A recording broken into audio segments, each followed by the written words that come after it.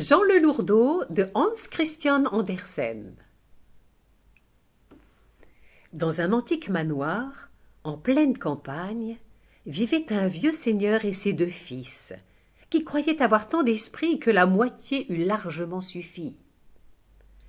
Ils voulaient demander la fille du roi en mariage, car elle avait annoncé qu'elle épouserait celui qui exprimerait le mieux ce qu'il pensait. Ils passèrent 8 jours à se préparer, car ils étaient déjà fort instruits. L'un d'eux savait par cœur le dictionnaire latin ainsi que 3 années du journal local, du commencement à la fin et à rebours. L'autre connaissait à fond tout le règlement des corporations et pensait bien avoir son mot à dire dans les affaires de l'État. En outre, étant fort adroit de ses mains, il s'entendait à broder des roses et des ornements sur des bretelles. « C'est moi qui aurai la fille du roi !» s'écria chacun des frères à qui le père donna 2 beaux chevaux. Celui qui savait par cœur le dictionnaire et le journal en eut un noir comme du charbon. L'autre eut une jument blanche comme du lait. Pour avoir la parole plus facile, ils se frottèrent les lèvres avec de l'huile de foie de morue. Tous les serviteurs étaient dans la cour pour les voir partir. C'est alors que survint le 3e frère, car le vieux seigneur avait 3 fils. Mais le dernier ne comptait pas, car il n'était pas aussi instruit que les 2 autres. On l'appelait Jean le Lourdeau. « Voulez-vous donc ainsi endimancher ?» demanda-t-il. « À la cour du roi, pour obtenir la main de sa fille. Tu ne le sais donc pas? Les tambours l'ont annoncé absolument partout. »« Alors j'y vais aussi !» s'écria Jean le Lourdeau. Ses frères se mirent à rire et partirent au galop. « Père, donne-moi un cheval, j'ai grande envie de me marier. » « Qu'elle le veuille ou non, je la prendrai pour femme. »« Ne dis pas de bêtises, répliqua le père, je ne te donnerai pas de cheval, tu ne sais pas parler.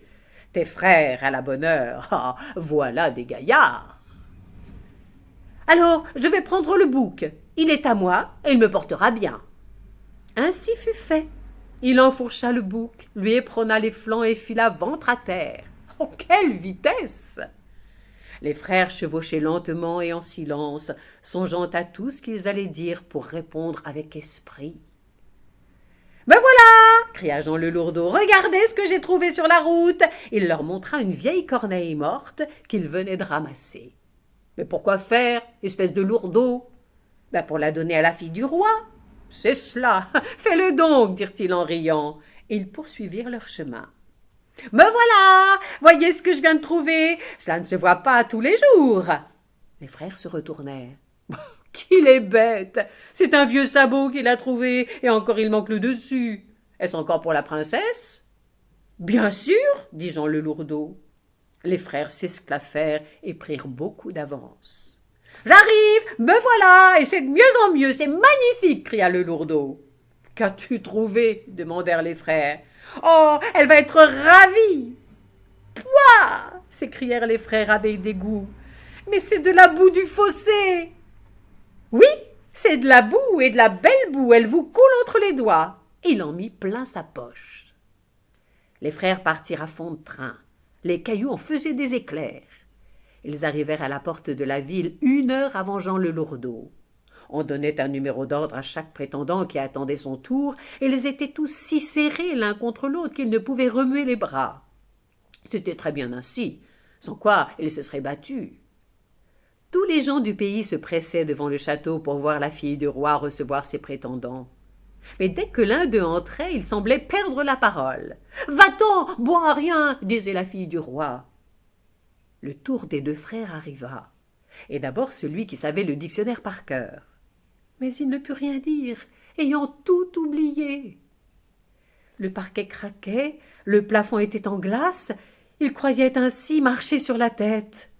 Devant chaque fenêtre, il y avait 3 secrétaires et un greffier qui écrivaient tout ce que l'on disait pour le faire paraître tout de suite dans le journal et le vendre 2 sous sur la route. Le prétendant se sentit fort mal à l'aise.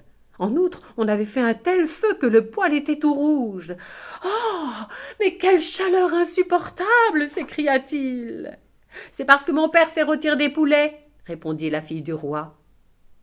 Il ne sut que dire de spirituel, car il ne s'attendait pas à cette drôle de réponse. « Va-t'en, bon à rien !» dit la fille du roi, et il dut s'en aller. son frère entra. « Oh, quelle chaleur !» dit-il. « Bien sûr, on fait rôtir des poulets !» expliqua la fille du roi. Il bredouilla. « Comment ?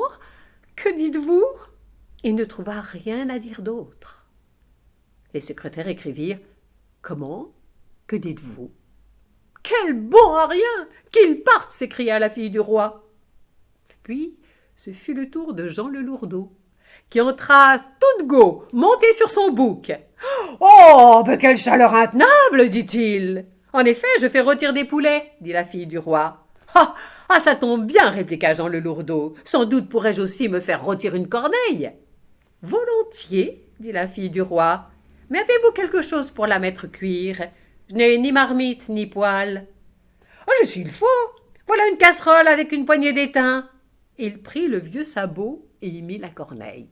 « C'est tout un repas, » dit la fille du roi. « Mais où trouver la sauce ?»« J'en ai dans ma poche, » répliqua Jean le Lourdeau. « J'en ai plus qu'il n'en faut. » Il fit tomber de sa poche un peu de boue. « Il me plaît, celui-là, » dit la fille du roi. « Au moins, il sait répondre. C'est toi que je veux pour mari. Mais sais-tu que chacune de nos paroles sera reproduite dans le journal de demain ? Tu vois, à chaque fenêtre, il y a 3 secrétaires et un greffier. C'est le vieux greffier qui est le pire, car il ne comprend rien de rien. » Les secrétaires protestèrent, et chacun d'eux fit une tache d'encre sur le parquet. « Voilà donc les dirigeants de l'opinion mondiale !» s'écria Jean le Lourdeau. « Je m'en vais donner au greffier ce qu'il y a de mieux. » Et il lui lança de la boue plein la figure. « Très bien, » dit la fille du roi. « Oh, je n'aurais pas osé.